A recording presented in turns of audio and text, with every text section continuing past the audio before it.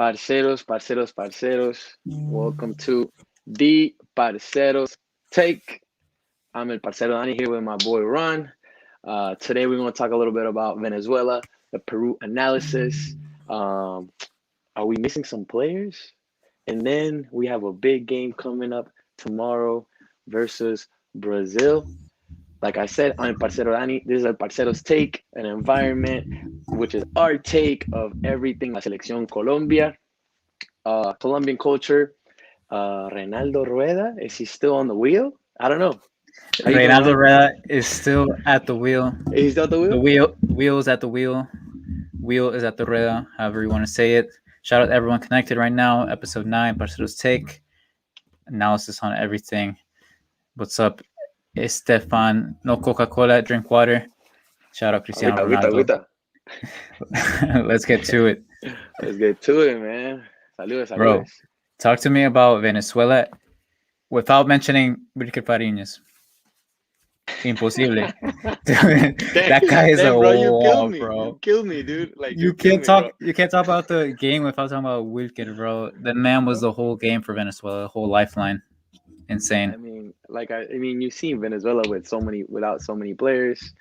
Colombia with all the players, I guess, because I feel like we came out the way we needed. I don't know, man. Without using Fariñas, you know what? I think we had chances. I'm gonna go into a lot of negatives in the Peru game, so I'll give that positive against Venezuela. We had chances, we just could not score. Yeah, one of those typical Venezuela-Colombia games where both teams are playing really well. Actually, where Colombia dominates, but the scoreline doesn't show that. We've seen that before. 2 years ago, I know I was watching a game at a Colombian restaurant, Las Delicias. A couple of buddies, same thing happened. I think they were playing Miami. They played to a draw, and yeah, man, Colombia Venezuela, the Arepa Derby is always like this. So. Not much to say. I mean, yeah, not much to say. We created I felt 23 shots, bro. Compared to previous games, our midfield was flowing better. We were attacking from both sides, but I mean, la chilena de Mateus, like that's la chilena de Borja. La chilena de Yo, Borja, to have two bicycle kicks saved, bro. Come on. Hey, yeah, like Sporty LA. Shout out. Yeah, that Uribe bike, bro. Y qué tal, yo, the meme that you posted, bro, on Parceros with Cuadrado, with the cat, with Cuadrado when he crosses the ball. No, he's been playing like that cat for the longest, bro. At Juventus, that's all he does. That's all he does to Ronaldo. But that's one of those things that How did you leave that Venezuela game? What kind of taste did you have in your mouth? I was okay. I mean, like you said, everything was right until the definition when the players couldn't score. So the way they came out, the way they played, I mean, really the only complaint I have is, besides the lack of goal, is the way Colombia kind of played into the mental games Venezuela was playing towards the end of the match. I think towards the 70th minute, we saw a lot of stoppages in Colombia, wanting to fight Venezuela or whatever, blah, blah, blah. Wasted a lot of time. So in that time, there could have been a winner, but yeah, I agree. Other than that, I mean, no, I agree with you. I feel like Venezuela got better towards the end of the game. That's when we needed to stomp on them. But like you said, I did not have a bad taste out of Venezuela game apart from the scoreline. I thought we played better compared to the Ecuador game. And dude, the dude he turned into Noor, like Gigi Buffon. He turned into a prime. Dude, in his prime every time he plays us. And another thing is, I see a lot of people discrediting Venezuela. I saw that on Twitter, and I, for one, did discredit them a little bit last episode. But I will say they are a team that should be respected. Like we saw their last game, even with the suplentes of COVID, they're not playing their first team. They did see a draw against Ecuador. Yeah, they're playing very organized. They played Brazil very organized. Even Brazil, they had a tough time in that first game to break their lines. They're very compacted team. They're very smart, and it showed, man. And with Fariñez behind you, there's nothing really you could do, man. I saw a stat that Venezuela has kept 40% of their clean sheets when Fariñez is starting. When Fariñez is starting, he's kept clean sheets in 40% of his matches. 40%? 40%? Yeah. Man, that's big. That's Zero big. goals on him. That's crazy. That's big for Venezuela. That's big. Yeah. So apart from that, we have a decent showcase of our style of play. Apart from the goal, which in my opinion was very unlucky against Venezuela. We had a decent showcase of an idea of what is to come from Colombia. We go and play against Peru. What are your thoughts? I don't know, man. Like, I'm still with from Reda, the lineup. Let's 100%. I don't even know how to break it down. The lineup, man. How they came out. Okay, the big question for me when I was I really kind of doubted. I was like, Zapata and Borja up top when they're Sebastián Perez too. Perez. I'm not even gonna mention him because we barely saw him in the match, so I'm not even gonna mention him. But when I saw Borja and Duan Zapata. So we play with 10 players. That's what you're trying to tell me. We play with 10. Not only do we play with 10 players. All right, but Duan and I'm trying to say, Duan Zapata and Miguel Borja up top, 2 players that play pretty similar. They're big-bodied area nines, and neither of them was playing as a pivot. Neither of them was getting the ball, holding it, waiting for oncoming runners or anything like that. Zapata was playing on the wing. Borja looked lost, didn't get the ball at his feet. It was weird. It was weird to see Zapata on the wing for sure. Yes, especially in the first half. I don't know if you know, there was a couple times that you would see Zapata defending. Since he was on the wing, he was forced to be defending towards the corner line as a winger, and then he will win the ball, clear it, and Bode has a number 9 that is playing the last man. I started questioning that as well. And man, I'm sorry, I had to mention Sebastián Perez, and the reason why I have to mention Sebastián Perez, he was non-existent. And right next to him is Wilmar Barrios, that it had an actually great game. Dude wins a lot of 50-50 battles. He was Barrios has not had battle. He's not had a bad game in a long time or ever for La Selección, man. He was our best player, and it sucks, man, because he covered so much. But if he was doing the work by himself, and it showed in the goal. It showed in that first goal from Peru. The only reason the other guy was wide open because Wilmer was on the I guess we're looking at Ospina's goal on the right side of the field, trying to cover that side. The ball gets switched to the other side. No one's there. Cuadrado's walking. Cardona's walking. And Sebastián Perez doesn't step up in time. I think Sebastián Perez didn't really understand his role, or maybe Reda is at fault for not explaining the role well to him. I think he was supposed to be that box-to-box midfielder that helps Cuadrado build or helps Barrios build out of the back, but we barely saw him touch the ball at all. In the first half, I don't think he touched the ball, man. He did not. He was always caught in the wrong position when on defense. On offense, he wasn't helping. He wasn't contributing, and as compared to Mateus Uribe, that supports going forward, whether he's crashing or he's defending. He's supporting either Barrios or Cuadrado, which he was a big miss. As we know, he didn't play because accumulation of yellow cards, and we also didn't have Lucho Diaz because of the previous red against Venezuela, which, come on, man. Oh, we didn't talk about that. No, I don't think it was a red. He stepped on it a little bit. He stepped on him a little bit, but they were both going to the ball, man. I agree. But, yeah, man, Sebastián Perez. There were a lot of critics saying that this is Atlético Colombia, referring to a Nacional. Did Sebastián Perez deserve the call-up?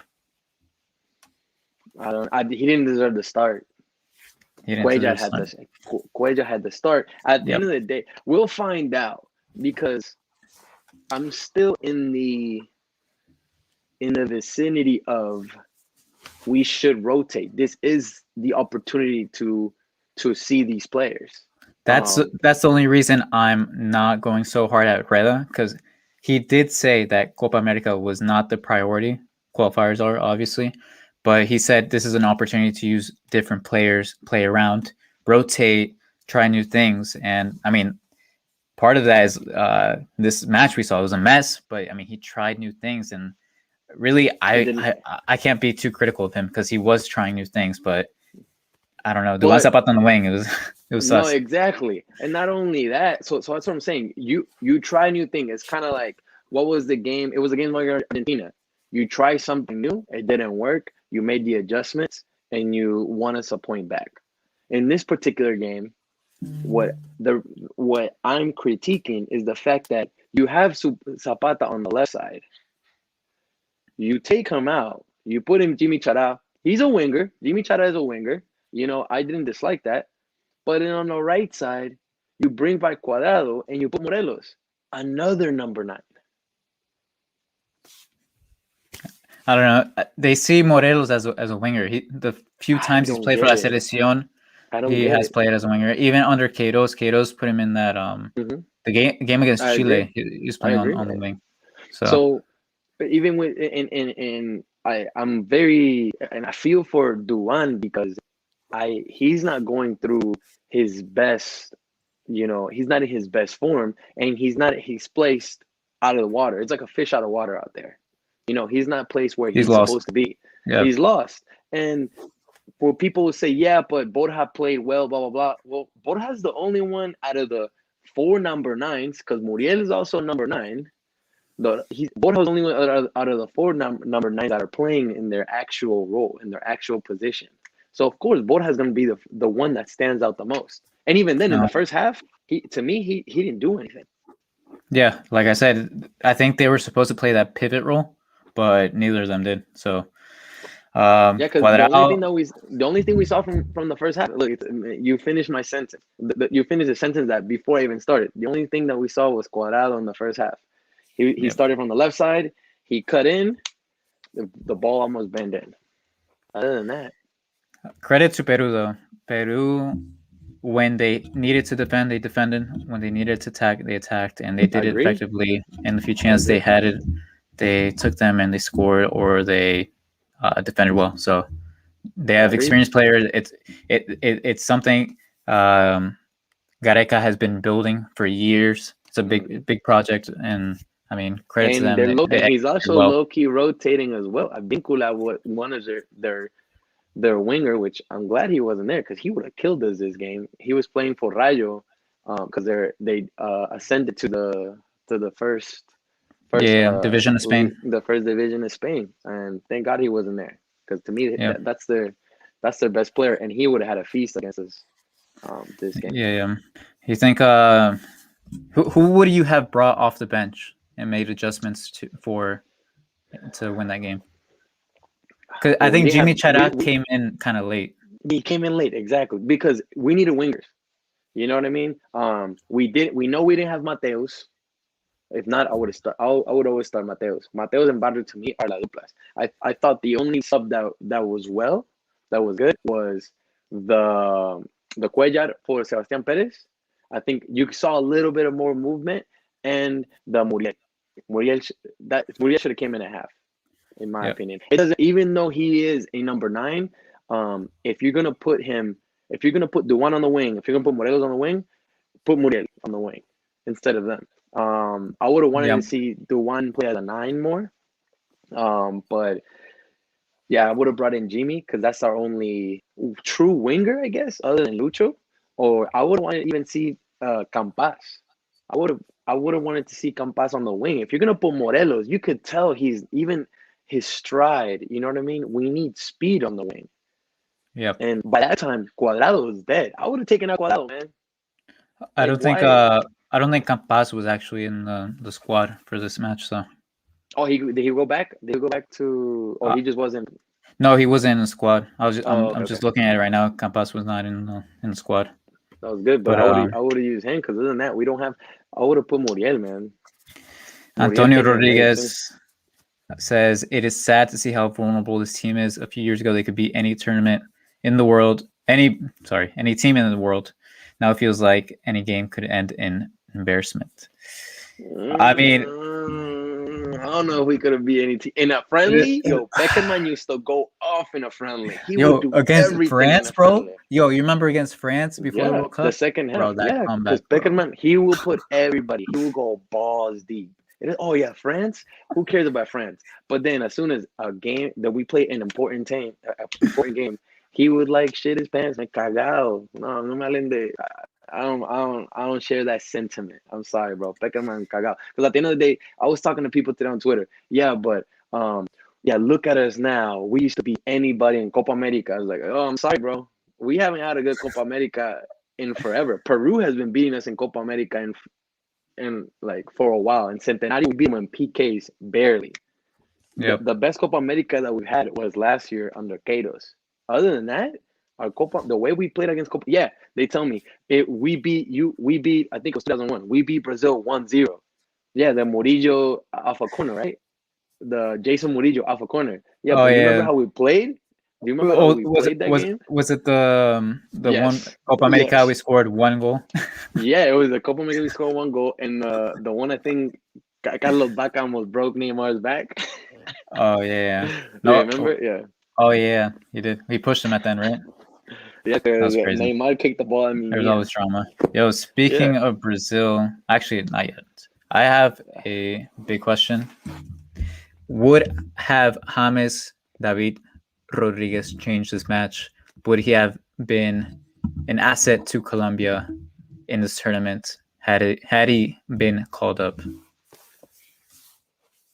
Yo, let us know in the comments. Let us know in the comments. Yeah, let us know in the comments because I mean that's a very complex question, kinda, because James needed to sit down. I feel like he needed to sit down, but at the end of the day, his characteristics, we needed his ball playing ability to be able to break lines. I mean, I'll go on to say same thing about Quintero.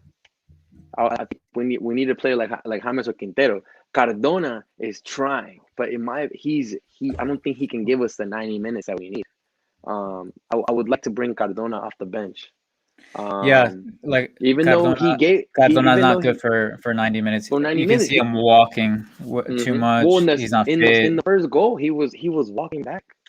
He wasn't tracking back. I think it's not necessarily we're missing James Rodriguez, but we're missing a playmaker like James, like Quintero. I agree. I think Quintero would be that difference maker in this Copa America. Parcero Gringo, Mark. Oh, Mark. James always comes up big for country. And we got a lot club, of Parcero not Gringos. so much. You gotta let know which one it is. Is it Kevin? I don't know which one is it.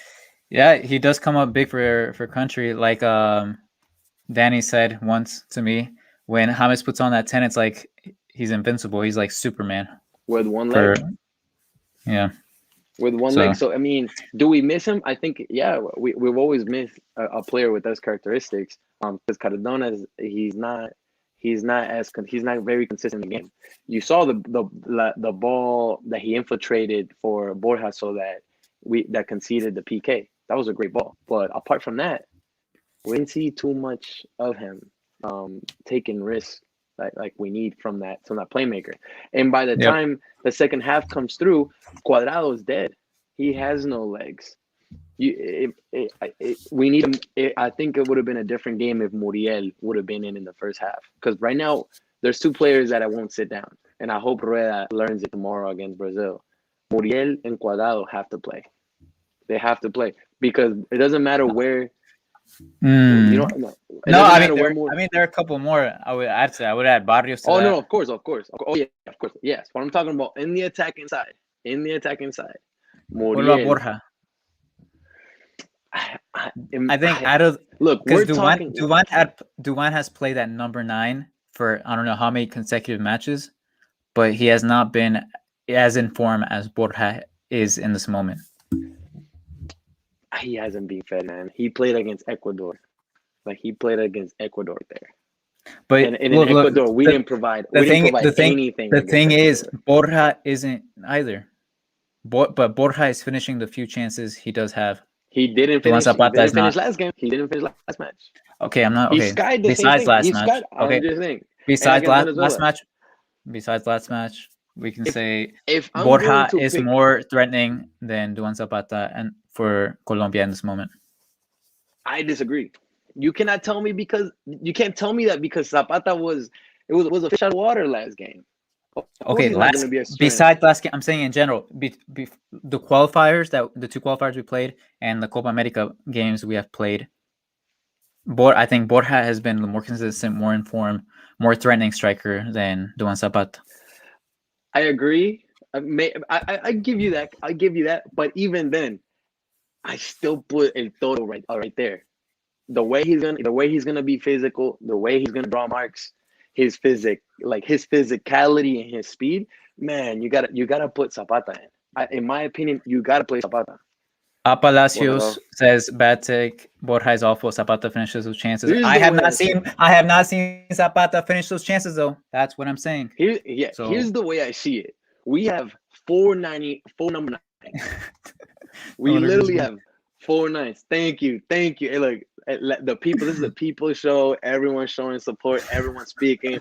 Yeah, it's a bad take, Ron. And this is why I'm going to explain. We have 4 nines: Zapata, Muriel, Morelos, and Borja. And right now, Ruedas, he's putting all his chips on Borja. 5.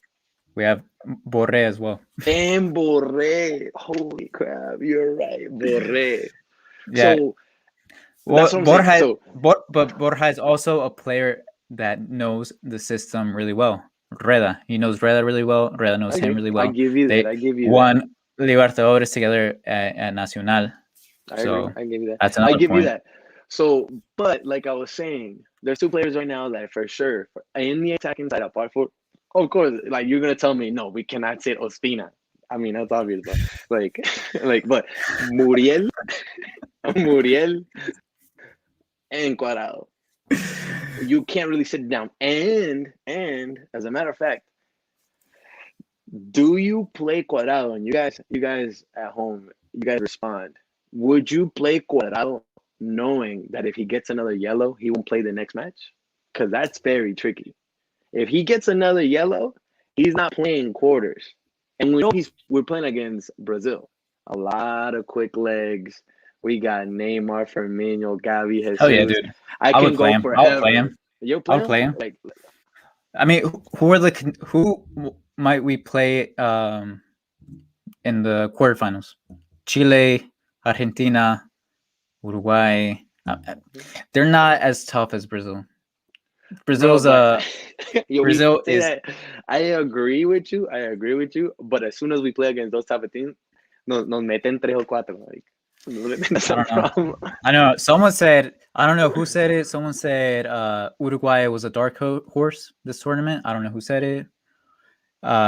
Uruguay is a dark horse, and they said it doesn't matter that they haven't scored a goal in 500 minutes. They're a dark horse. I mean, they have not scored a goal in 500 something minutes. So they scored a goal. Lucho finally scored though. Luchito finally scored. No, it was an own goal. No, look what you mean. Look it up right now. It was an own goal. It touched Vidal. It was an own goal. I don't know. It looked. I thought he put it in. I was just happy. I celebrated. Who would you play ahead of Cuadrado? Jimmy Chara? I mean, we have no options. No options. Yeah, there's no options on the wing. Luckily, we do get back. We get back Lucho, right? With just 1 game. Yeah. We get back Lucho and we get back Mateus. You gotta play them, man. You gotta play Mateus, Barrios in the middle. I think. Cuadrado. Yeah. Speaking of Brazil right now, I think we will see our strongest side this Copa America against Brazil. That's what I hope. That's what I hope. Imposible. It's impossible that Reda's gonna rotate for this match. I mean, that's what I'm hoping. I don't think he'll rotate. This is the game. Okay, you rotated against against Ecuador. You rotate against Venezuela. You definitely rotate against Peru. You try new things. This is that game. Okay, you tried it out. You should be able to see things. You should be able to see who's on the wings, who's the striker that you like. You know how your player and what form your players are coming out. This is the game that you take the most serious. because it is I a agree. trial. We are fighting the qualification because there's still some scenarios where we get left out of the next round, which would be pretty disappointing, seeing how only one team gets out of the group. Would y'all do a Mateo? Oh crap, my bad. Mateo's Barrios Cuellar. No. And the reason why I can start. The reason why I wouldn't do it is because I dislike with a passion. Hate is a very strong word, but I hated the way Beckham came out against England. I have to Yo, say, it's like bro. that meme. Like, Say the phrase. Say the phrase. Say the phrase. And it's, I hate Beckenman. That's I Danny's hate, phrase. bro. As my head, like, bro, the way Beckham came out against England. For those of y'all don't know, I said it's every single freaking Parceros take. I was there in Russia, and I saw the way he came out with 3 defensive mids without Mateos. He came out with La Roca. Anyways, y'all know what he used. But what's up? A more recent example against Argentina. We came out 3 defensive midfielders. Argentina didn't propose much. I think In the 30th minute, Brazil's he made the switch. In the yeah. 30 minutes, I, he th- I made the think switch. Brazil is more threatening than Argentina at the moment, but still, 3 defensive midfielders is showing way too much respect for the opponent, especially with the quality these players have. I think Mateos, and Barrios can hold it down. Is it dangerous? Completely. With the Caesar start against Brazil, I think the Caesar does start against Brazil. Yeah, he's been starting. Played. He's been starting all these matches. Mhm. Fabra hasn't seen any minutes since Yeah. he's been called up, so I think Cecilio is the solid choice right there. Though a lot of people don't like Cecilio. I mean, he is playing out of position. I think he does play center back at Leon. He plays in the back 3. He's played the left back in the back 3 in Leon. So do you go out? You go out with Davinson, Jerry. Who do you play in the right back? Who would you guys play at right back? Do you play Dani Munoz or do you play Stefan Medina? I play Stefan Medina. I agree as well. Barrios, Mateos, Lucho on the left, Cuadrado on the right. I don't know. That's hard. I mean, Cardona over Lucho? We don't. Cardona or Lucho? I think I would play Lucho and then have Cardona come in on tired legs. Search says Neymar gonna have a field day anyways. Y'all just gotta pray. Which Davinson hasn't been checked. Hasn't been checked. You know what? You're talking about the last Brazil game in Miami. I was actually at that game. Tecillo didn't do that bad against Neymar that game. So, but I feel like he was actually in better form. But like you said, they're the friendlies. The friendlies, man. But I'm gonna say, man, you gotta pray, man. Tomorrow we gotta pray. Straight up, man. Yeah, pray. Have a couple guaritos. Calm the nerves, but yeah, man. Nervios? Where you gonna watch it? Anyway. Yeah, we're not playing. We're creating football. So Luis Diaz or Cardona for the start. I share that sentiment as well. I think you gotta go out. I will go safe with a 4-4-2. I like what I saw in the qualifiers. I felt like that's the most safe, and you know what? It just kind of keeps it simple for the players. The rotation. I will put Duan and Muriel up top. Muriel has to start. Cuadrado on the right, like Ron said. Even though if he gets a yellow, he doesn't play the next round. This is our test. If we play well against them, that we need to build on that. We need to play well. This is a time for Rueda to show that he can play against these tough opponents and win or see out a result. Is that time for that staple win, like a lot of people have been asking for? And hopefully he shows us that he's been rotating and that he has a team and a way of playing that he has in mind. Yeah. That's the only thing that's what we have to go out and pray, that he has been rotating. He knows, he has an idea of what he wants, and he has been testing the waters this past few games. Dude, Sinisterra, come on, what you think? Off the bench. Sinisterra. good. He's a very technical player. A player that we could definitely use. Alzate, he hasn't seen many minutes at Brighton. I don't think he deserved that call up. Though he is young, I think he'll get those chances, as well as Sinisterra. So Sinisterra, but I would have liked to see. I feel like with Lucho's red, we were missing a couple of wingers. I know he tried Jimmy Chara kind of late. We saw Jimmy Chara kind of late. I would have liked to see Villa or Vergara, those type of fast one-on-one wingers as well. We discussed it before. Well, Villa isn't called up because of the situation he's dealing with in Argentina, and then Vergara hasn't been playing much because he's in the middle of a transfer saga to Mexico, I think. Those are the type of players I would like to see. Did you hear about James to AC Milan? James to AC? I did not hear, but I kind of like Milano. it. Well, now that Ancelotti is gone, as long as he doesn't go to Madrid, que lo banquen otra vez, and we're back in the saga. He doesn't need to be partying Madrid, bro. He does not need to be partying Madrid, to be honest. But our boy Serge says he agrees with the starting lineup. We'll see how we play out, parceros. Score predictions? Score predictions, bro. I'll let you start and wait for everybody. Send it in the chat. Score predictions. I'll say 2-0 win for Colombia. I'm gonna be optimistic because what we saw in this when Muriel came in against Argentina. Of course, Argentina and Brazil are different. They play differently, and Brazil in a much better moment right now. But they are two teams with a hierarchy on the continent. I think it's time for Reda to get that win, man. Get that staple win. The firepower. I don't know, man. Yeah, 2-0. They clowning you.